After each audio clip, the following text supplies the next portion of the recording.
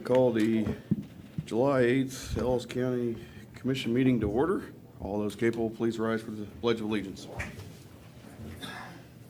Pledge allegiance to the flag of the United States of America and to the republic for which it stands, one nation, under God, indivisible, with liberty and justice for all.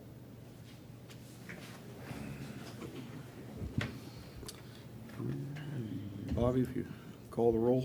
Commissioner Neil Younger, Present. Chair Michael Burgess, Here. Commissioner Nathan Liker. Here. We have a quorum. Okay. Any changes to the order of business? No executive sessions? Got a pretty light order, no light crowd. Prior minutes, any changes or amendments? Minutes look good. Anything for me?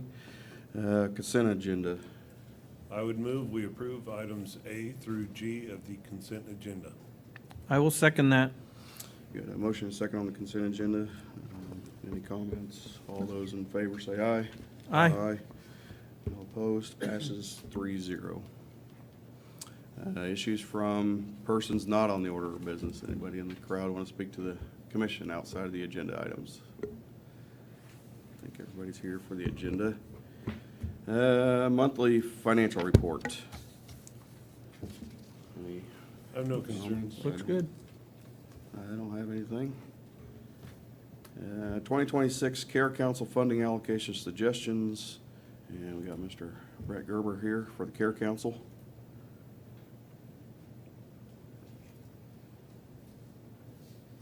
Hi, my name's Brett Gerber, and I'm with the Ellis County United Way Care Council. So just to give you a little background, the Care Council has been in place since 1992. It consists of 12 volunteers representing the City of Hayes, Ellis County, and then United Way of Ellis County. They're broken into 4 different categories: community and neighborhood, children and youth, health and rehabilitation, and family and individual. The way the process works is those individuals are then assigned to those categories. Those individuals meet with the groups that they're assigned to find out what their organizations, like their needs and what it's going to take for the next year of operations and whatnot. After those groups meet with those respectable organizations, they get back to the main group, so the 12 get back together and discuss their recommendations and decide how they want to allocate the funds that have been allotted for those organizations. For the next year, the recommendations from the Ellis County Care Council for this year is within the community and neighborhood, first call for help, Ellis County for $4,000, and that would be for local assistance, backpack for, or I guess Meals on Wheels, sorry, not backpack for kids. The Affordable Housing Program for $7,500. For Heartland Community Foundation, the match month for $5,000. Ellis Alliance Sustainability, $5,000, and the Silver River Legislature for $500. Within children and youth, it'd be Big Brothers and Big Sisters, and that's $5,000. Cost of the High Plains, $4,750, and the Western Kansas Child Advocacy Center, $7,500. Within the health and rehabilitation, both Dream and Smoky Hill Foundation, 50% of the alcohol tax for Ellis County. Northwest Kansas Area Agency on Aging, the required match dollars, $30,000. Within family and individual, the Ellis Nutritional Center, Ellis Meals on Wheels, or Meals for Senior Citizens, $20,795. Victoria's Site, $2,960. Hayes Senior Center, $39,565. Options for Safe Shelter, $10,000, and Foster Grandparent, $74.25, and Senior Companion, $11,000. And those are the recommendations for this year. You guys have any questions for me?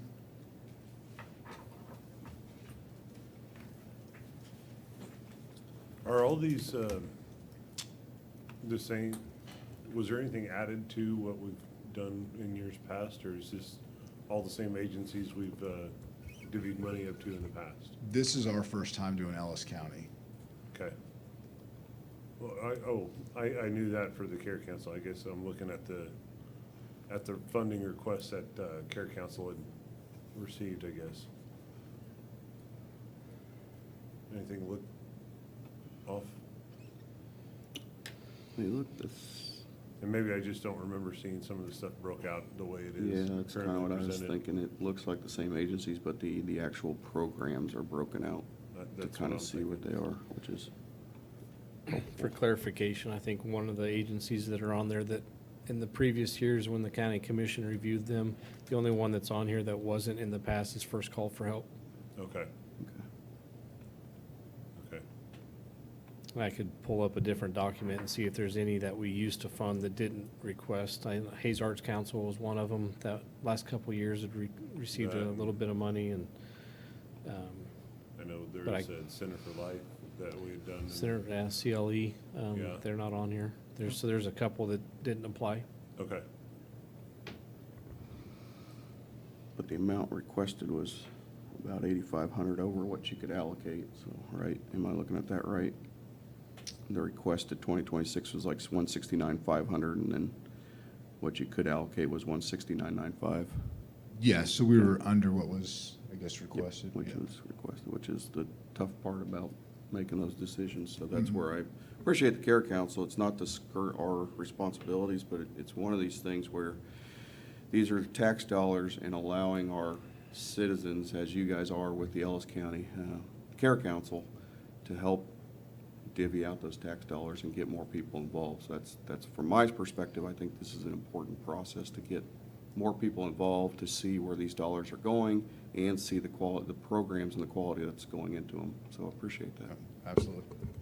Thank you. Thank you, guys. Thank Thank you. you.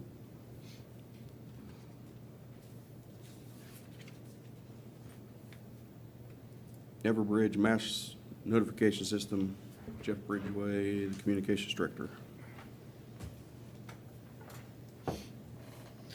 Good morning. Morning. Jeff Ridgway, Director of Communications for Ellis County.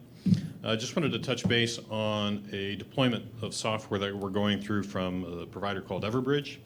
This software is intended to provide us with a mass notification ability. When I was appointed as the lieutenant with the Hayes Police Department and put over the Communications Division in 2020, one of the areas that we did not have the capability of was in a crisis, and I'll refer back to the Fort County fire of 2021. We didn't have a quick way of giving out notifications from our center out to the general public. So in that particular incident, if you recall, at one point in the western portion of Ellis, city of Ellis, was actually a recommendation to evacuate of that due to that fire threat. The only way we really could get that notification out was through media and social media, so relying on our partners in the community to get that to happen.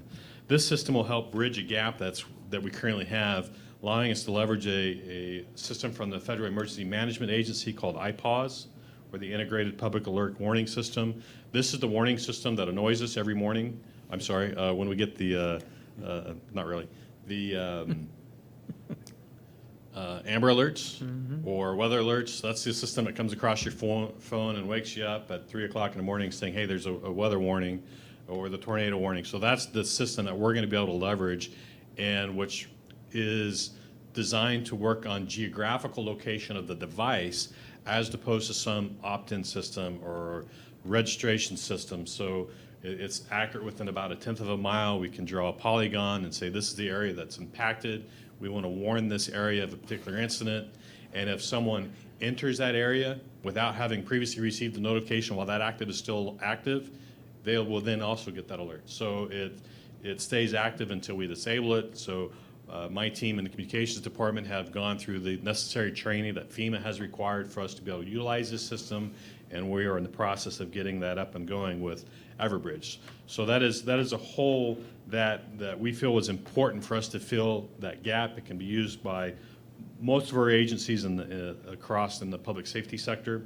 Now, the previous system that we had was called Civic Plus Notify.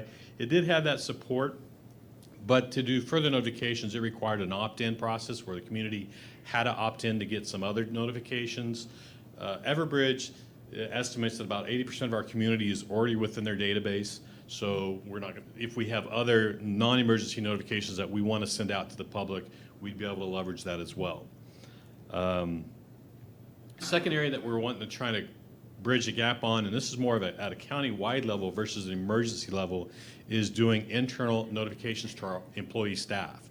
For example, if we have to close a building, like the admin building gets closed for an unexpected reason, whether it be weather, this system will allow us to send a notification out to our employees, and we can get a confirmation from them that they received the message. And if they don't, confirm that the message can be programmed to continue to reach out to them until they confirm confirmation that they received it. So there's some ways to leverage that for our employee notifications.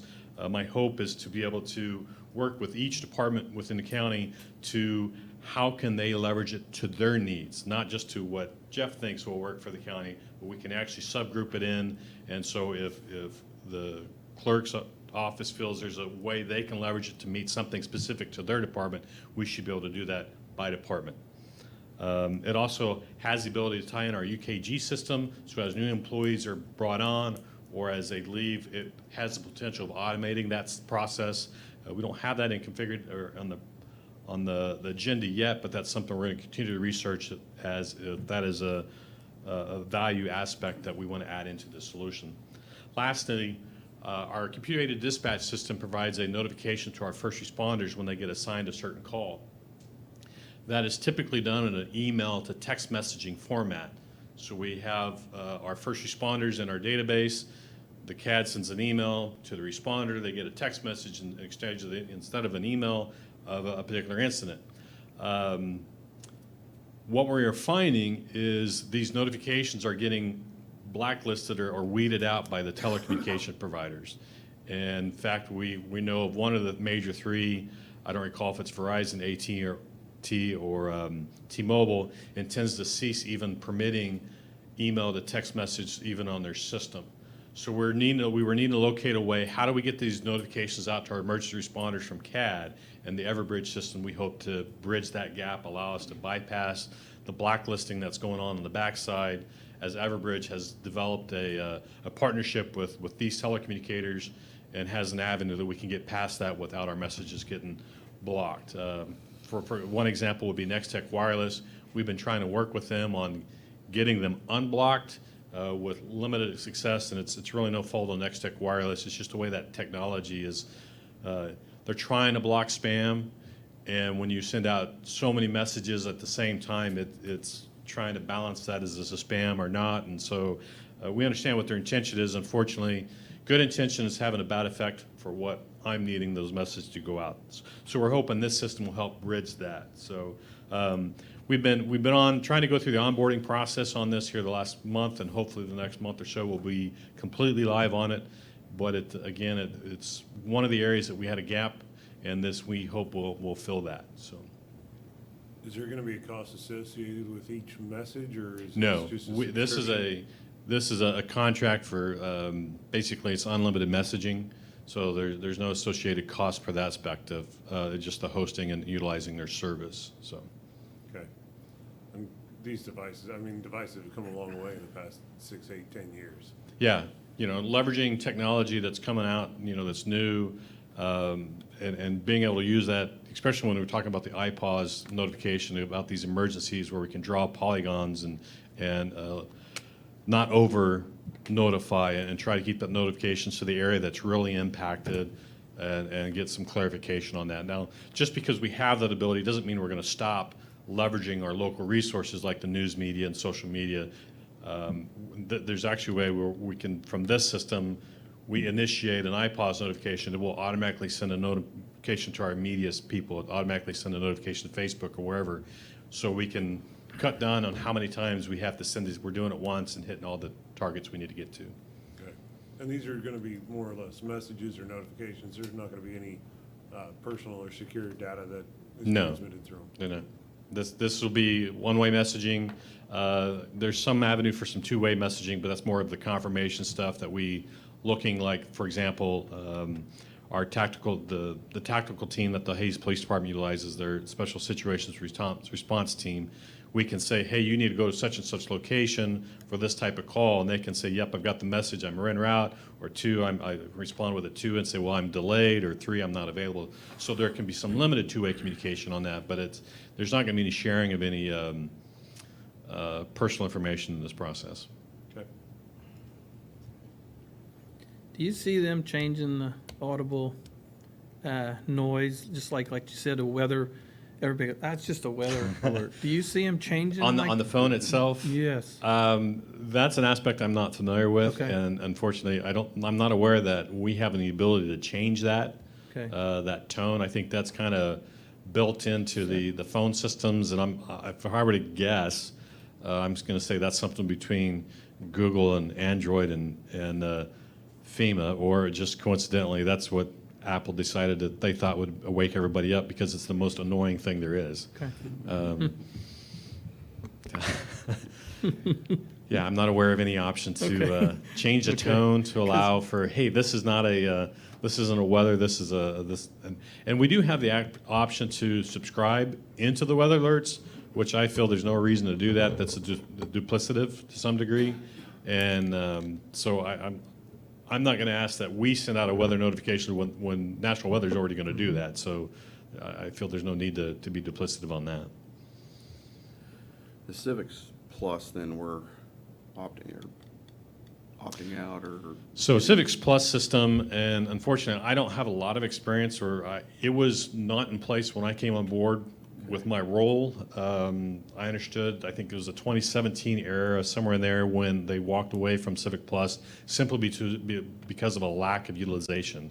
The community wasn't buying into it. People, I mean, if I recall, I think the conversation I had was roughly 100 to 200 people had signed in for it. So they were struggling with the justification on the cost on that. I'm not sure. I know Civics Plus now, that feature does leverage or can leverage iPods. We weren't trained on it in the past, whereas to utilize iPods, you have to go through very specific training from FEMA. My team has completed all that training, and so we're ready to leverage that. And I think that aspect in and of itself is what I think is probably going to be the most valuable. Again, you look back at the incident with the fire where getting those notifications are critical. And when time is of the essence, trying to rely on Facebook or even radio, which, I don't think that's, from an emergency perspective, I think we can do better, and that's what I'm hoping this will do. So if anybody that opted into that service, was it a text service or an app or? What Yes. was it? So they have to Both. opt out or they just, they So just that- won't ever get any Yeah, notifications? so if someone gets a message, like a text message from the service, it's kind of like, I'm sure we've all gotten a message from like a senator or state representative's office where you have the option to opt out, say stop message. My understanding, this system will allow you to do that as well if you don't want the message. There will be a way for people who want to sign up outside of the what Everbridge believes is already in their system. We'll have a way for people to sign on, be able to identify or filter out what type messages they want to get notifications of. They do have an app that you could utilize an app versus getting SMS messages. So there's a couple different avenues that it can be leveraged. And that's part of the onboarding is trying to figure out what we feel is going to be best for our community of the options that Everbridge has made. How long has Everbridge been around? I don't know that answer. Darn it. Okay. But you're familiar with it, so. It Very. is, I'm aware of multiple centers across the state. When we did the research, Everbridge was one that many communities, such as Douglas County, is leveraging. I'm aware of, as you know, Ellis County is part of the Northwest region, the Homeland Security region. The North Central region is using some of their funding to provide about 10 or 12 of the counties in North Central with Everbridge. So I know they have a pretty good fingerprint of users within the state and the answering points that are around the state. But I don't have to necessarily sign up for Everbridge, everybody's. Yeah, no one has to take any action. But you can't opt but- out, you just But can't. if we decide that we want to add a specific message for the public that's really not emergency related, there'd be an opt-in option to, hey, I want to get, for example, you wanted RFPs to be broadcast out, and hey, a new RFP was issued. That's something that it could leverage.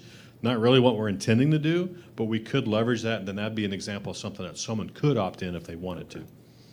So it definitely has a feature sets, some of which we're not going to leverage. It's capable of doing. It's just kind of not really what we're trying to tackle with at this time.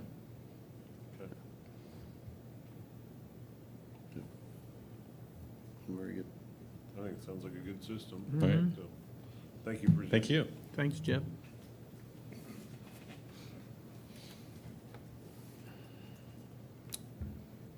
$2026 mill levy discussion.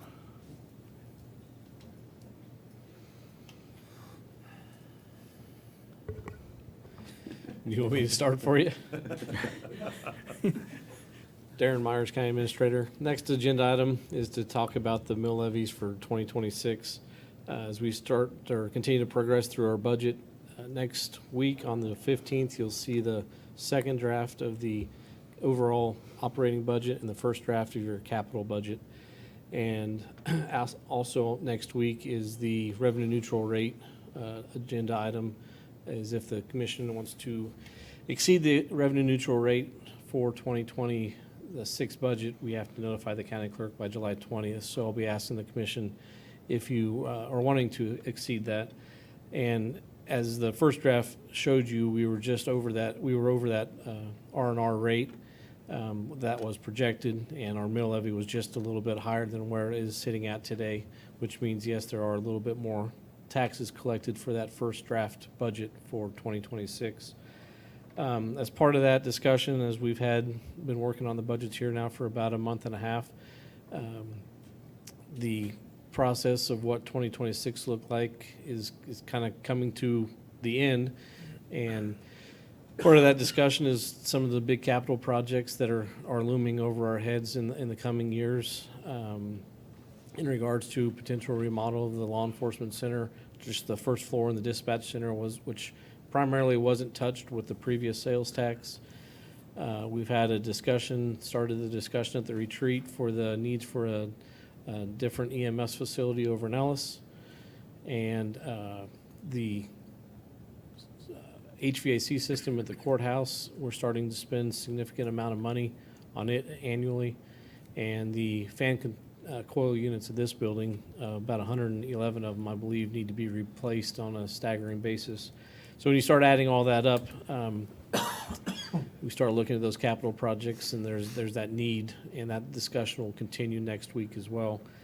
But as part of that, Commissioner Burgess had previously brought up for the commission to potentially consider is, with some changes that might be coming at the state, the future needs of capital within the county, and then maintaining and sustaining our budget as it is, would it be wise and proactive to maybe add 1 or 2 mills to the budget this year to help us prepare for the future and not have something that's not available in the future that we can take action on now. So I think just as part of that R&R discussion for next week, just having this discussion today kind of would allow that discussion between the commissioners in preparation for that. And if we do add a mill or 2 mill increase, I think it would be beneficial to the taxpayers that we get that calculated within the R&R notice that would go out following July 20th after the county clerk mails those out next. I'm not sure when she's actually going to mail them out, but in a month or so. So that way we can at least be as transparent and open to the public with as accurate knowledge as we have. And just because we may put it in the budget now, the final budget isn't really finalized, so to speak, until the end of August when we publish it, and then you vote on it in September. So we do have another month or so to be able to pull that back out as the discussions continue. But this is just basically open dialogue here to see how the commissioners are feeling about that idea and that process. Okay. Yes, thank you. That's basically the intent here, is just to have some more open dialogue about our budget and revenue neutral and levies. So where we are as of right now, we could maintain, we're probably going to exceed revenue neutral regardless. But where we are right now, that levy of 36 something, we have the ability maybe to lower just a tiny fraction and maintain our budget fairly stable to what we had this year. I would say when we did the budget in early June, the first draft, the mill levy was pretty close to the same. It was within a quarter of a mil. Since then, I would say we're probably, with now that we know the information from the outside agencies, that they're requesting a little bit more. And the budget's more dialed in, and I'll be working on that this week so that we have it on your agenda next week. We're probably going to, just to maintain where we have with little increases, it's gonna be a little bit more than the current mill levy is now. Fairly close, so we're, Close, but it's and that's not. what we've asked our departments and everybody to work with this, to start with, is to get us fairly stable and flat. Right. But as Mr. Schmeidler said last week, even lowering the mill or something like, property valuations have gone up, so taxes have gone up, even if the levy stays essentially the same. So here's kind of my thoughts to add on to it then, to consider. Again, I'm not sure I want to raise by a mill or two, but again, I think as open dialogue, just to have the conversation and make sure all options are kind of on the table. But some things I've written down over the next couple of years that kind of, when it comes to budgeting, outside agencies, as we saw this year, it's almost 200,000 more than last year, and even that, when we're talking about a couple in particular, High Plains Mental Health and DSNWK with Access Van, even the amount that they're requesting doesn't actually fully fund what they need to do the services that they're providing for our community. So that's one thing. So, it's 200,000 this year. What does that look in 27 and 28? Insurance is going up 17%. I wrote that down right. So 17% increase on insurance. We don't have much power or say to not have it go up. And likely that will go up again in 27. For our employees, we have step increases built into the pay plan, but as we've done this year and likely would do is 2.5%, something like that. Cost of living adjustments. So over the next 3 years, 2.5% would be 7.5% increases. And with steps, you're looking at probably something around a 10% salary and wages and benefits increase for employees over the next 3 years. And that's not including, which the last few years, equipment and services provided by the departments, tech and safety upgrades that are going to be needed. We've done really well in our budget to make sure that the employees are taken care of, but then we haven't done so much for just everything else in the departments that run them. Darren mentioned capital projects, so potential EMS facility in Ellis, sheriff's office and building needs some work. We also know the EMS staff is not where it needs to be.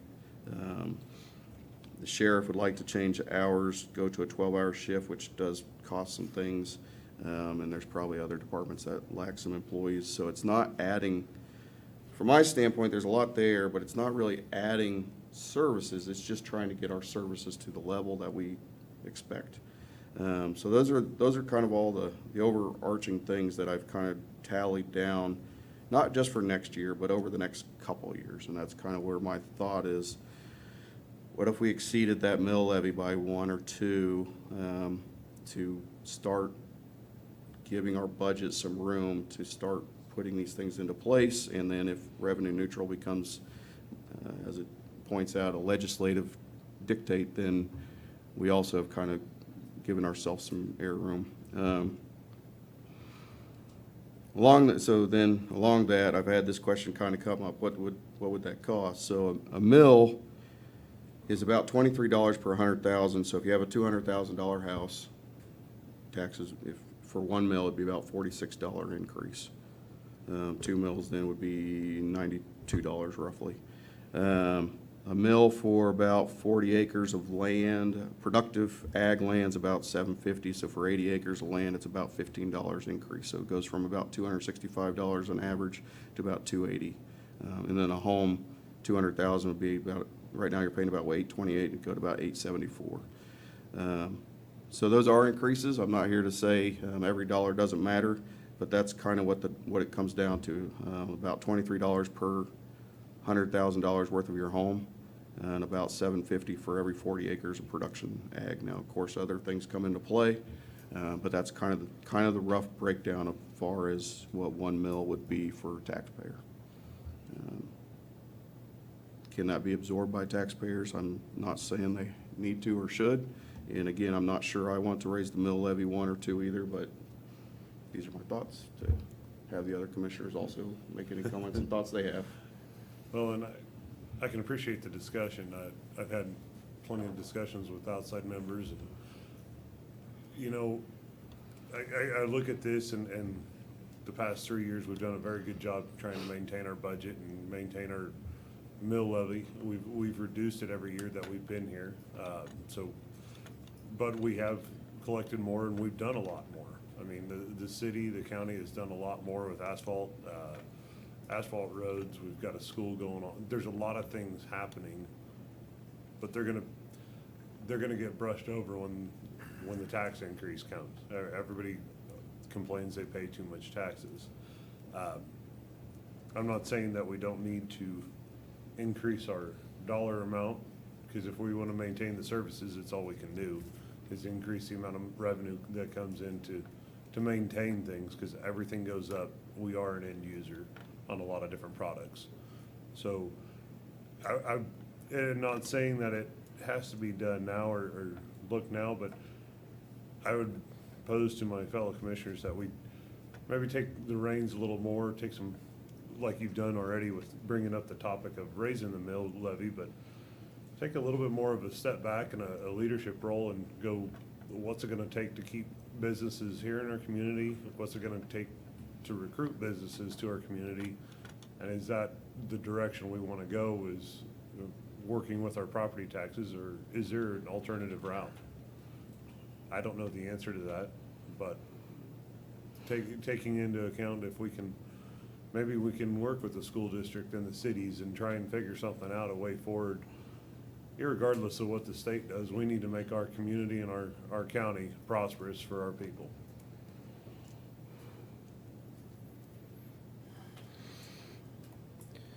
Yeah, Darren, if you'd pull that deal up with the different services that we provide, that,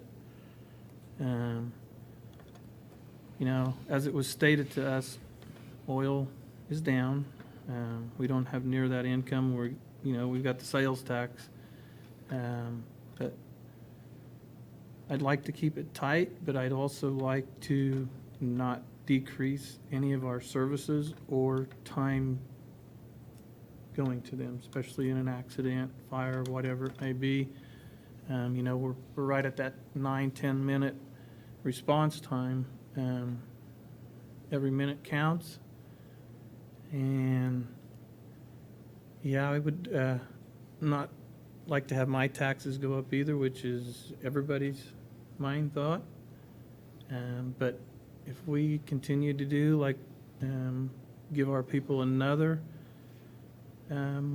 opportunity on the computer where we are going to do GPSing, there's another added additional cost, but that is a benefit to all of our community people. So yeah, it's one of them things, darn if you do and darn if you don't, but then again, I'd like to keep it tight and say, no, just try like this, and like Commissioner Liker said, let's maybe talk with the city and these other people, but I definitely don't want to cut anything, especially in the services that we provide. That's what we're here for, so that's my thought on it.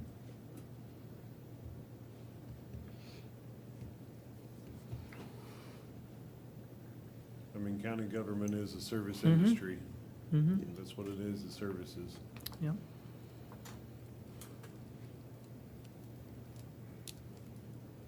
It's just being respectful to tax dollars and taxpayers, Mhm.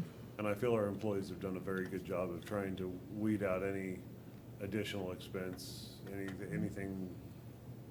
Nobody's going out and blowing their budgets out.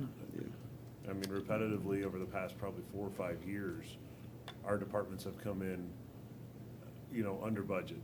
Yes. And they've done a great job of that. So kudos to our And we've department been able to heads build and up our- reserves Yeah. through this budget process, so it's, Yeah, The 5 years that I've been here, yes, they all have. I'm looking at one there, and I'm looking at a lot of them out there. They've all been very, very conservative, so I appreciate that. it's just a kind of an unwavering time, because It is. It is. we're looking at state, we're trying to think about what the state may or may not Mhm. do, what the federal government may or may Mhm. not do, and weigh that with what the people who pay taxes directly here expect of us.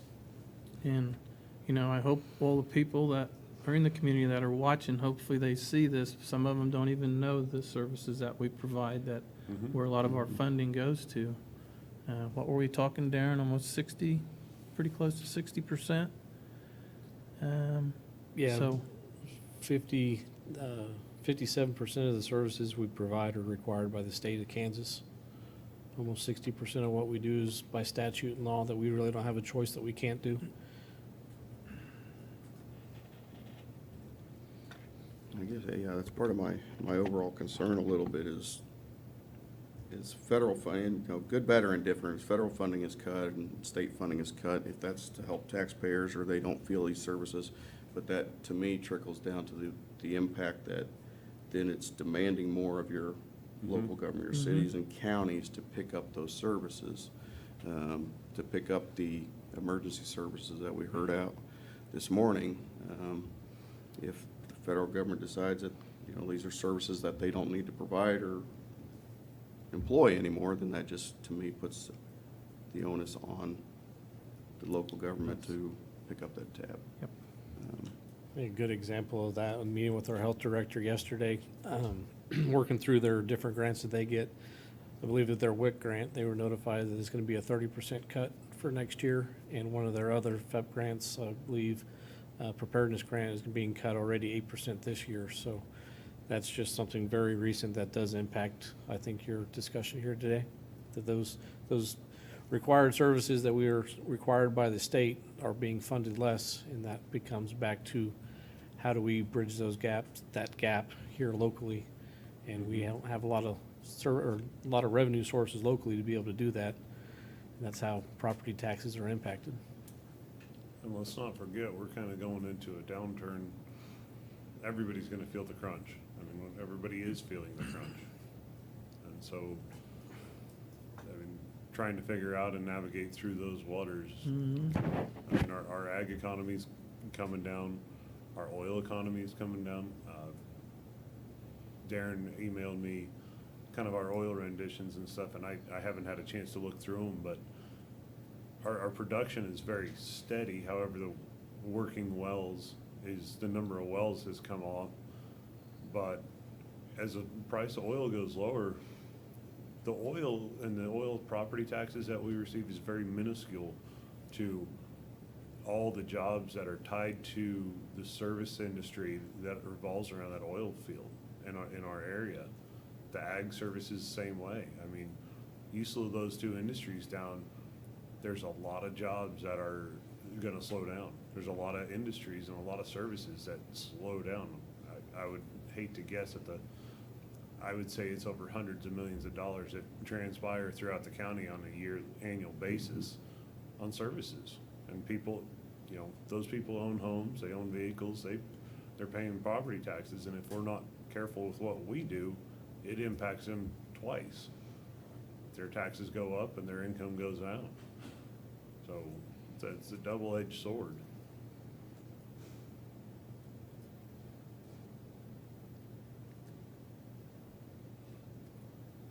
That's why I'd like to reiterate. I'd really like to. We're kind of late in our budgeting process. We have to create a budget that we can sleep with that night and go forward. And we're going to continue to provide services on in next year. But I feel us as a commission need to get a handle on this and be the leaders that we are, and try and figure a better path forward for our county and our communities. I think, I mean, you can't do it in the next few years, but we'll have the discussion we're gonna have to is if we're gonna lower property tax ultimately long-term, we'll have to figure out the sales tax when it expires and see if we can't move towards having something that's a little bit more robust for the county. Right now, we're sharing it. I'm not saying that's good, bad, or indifferent either, but I think we're gonna have to start having those discussions on how that sales tax could replace property tax longer term for the county.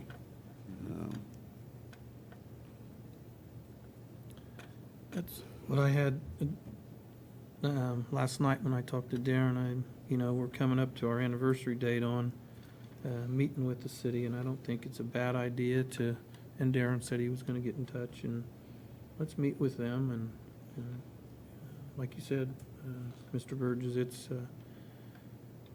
when that tax thing comes up, it's gonna have to be a little bit different this time, I think, so, just to help us with all the other stuff's going on, the oil, farm, everybody's property tax, And we, on the tax bill, what are we? We're about 40% of we collect or keep 40% of what people see on taxes? I think it's, Yeah. depending on where you're at, Okay. it fluctuates between each jurisdiction, but like for the city of Hayes, where the most population is, we're just under 40% of what an individual pay. I think only about 35% of that stays with the county. Individual pays the county that full tax bill, but we disperse about 60 to 65% of that back out to the school district, to the cities, and other governmental agencies that are part of that taxing, overall tax levy.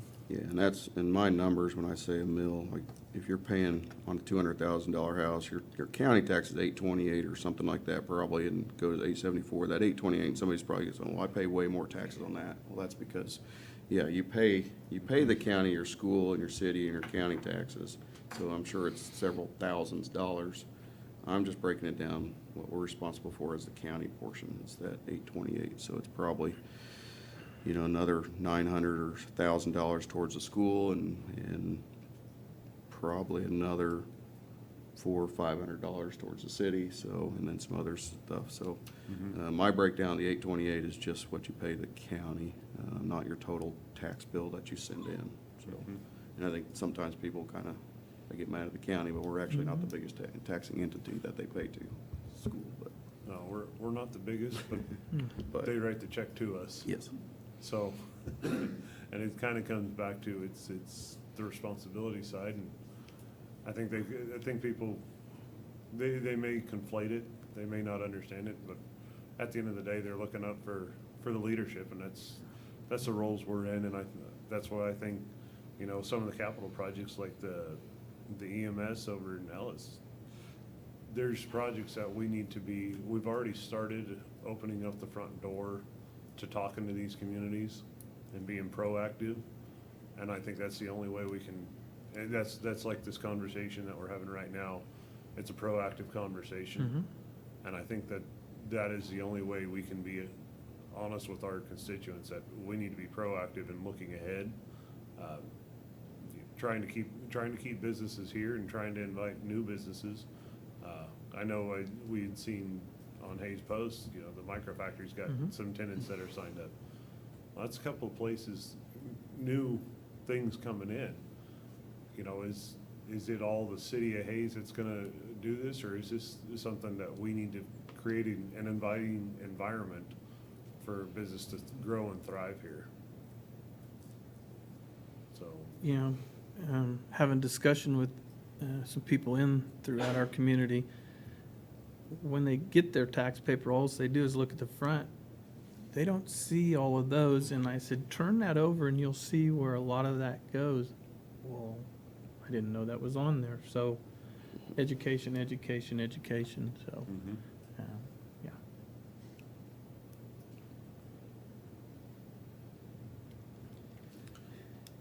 I do enjoy the conversation though. Yeah. So, and I appreciate it. Like I say, I look forward, maybe we can create a better environment going forward and not worry about what the state does or doesn't do. It's, like Mr. Burgess said, it's for the future too. It's not gonna just happen overnight.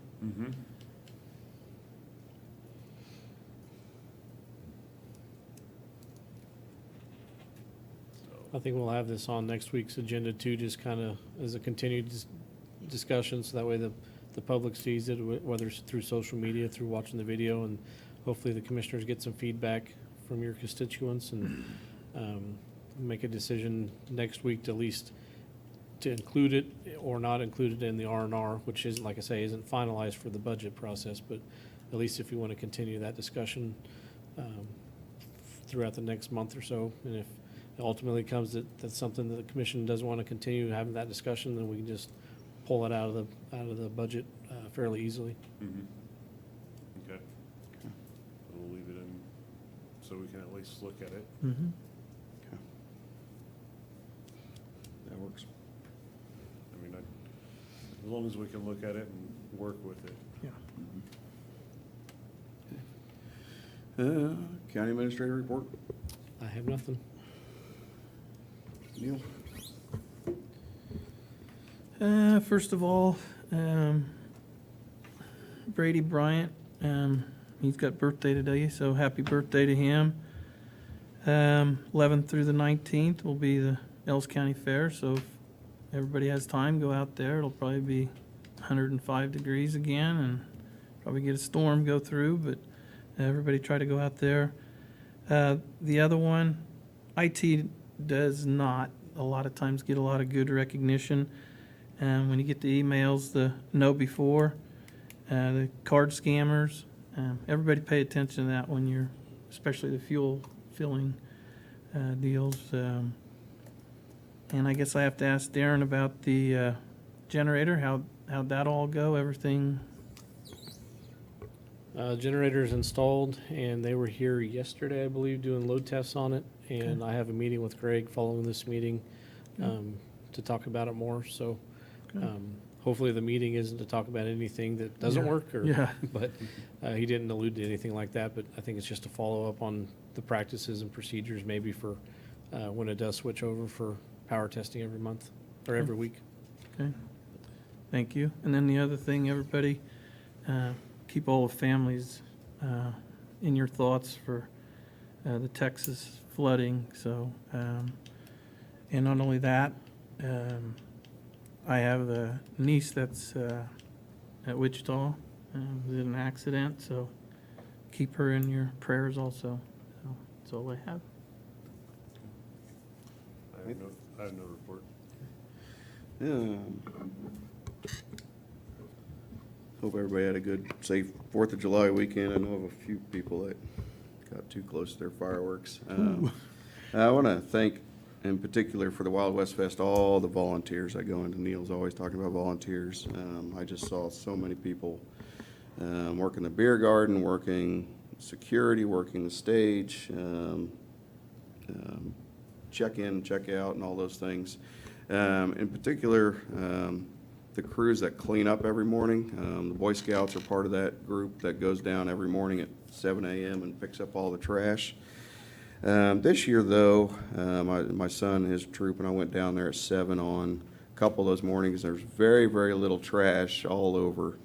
And come to find out, the night security guard is a John Walls who works for the Ellis County Sheriff's Department, is also a Ellis City Council member. John Walls worked night security this year, and I guess he didn't have much to do at night, and so he picked up trash all night long and put it in the dumpsters and stuff. So when the scouts came, they really didn't have much to do other than empty out those dumpsters and get the cans. So very, very, again, all the volunteers, but special recognition to John Walls and his effort volunteering and doing a lot of above and beyond this year, security and picking up trash. And that's all I got. So commission adjourns at 9:18.